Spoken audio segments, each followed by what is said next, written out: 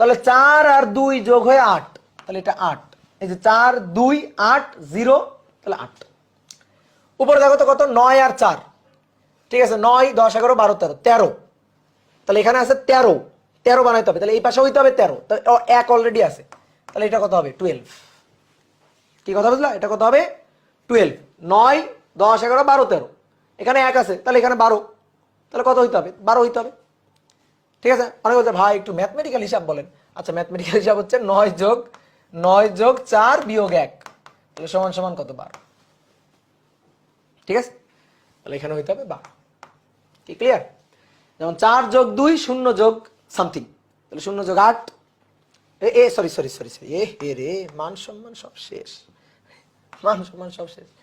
C6 12, C6 12, তাহলে এই যে x দিয়ে লিখছি না, তাহলে বুঝাই গেছে এটা কি হবে। তাহলে এটা কি হবে 4 আর 2, 4 আর 2 8 হয় না, 4 আর 2 6 হয়, ঠিক আছে, ঘুমের সময় হয়ে গেছে তো উল্টাপাল্টা বলতেছি।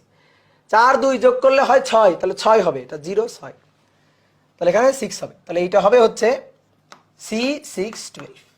তো মৌলের সংকেতটি কি, মৌলের সংকেতটি হচ্ছে এটা, কি বুঝছো? তোমরা আবার এইটুকু কাইটেটা পাবলিক গ্রুপে দিও না, তাহলে কিন্তু মান সম্মান শেষ, যে অপূর্ব ভাই 4 আর 2 যোগ করে 8 বানাইছে।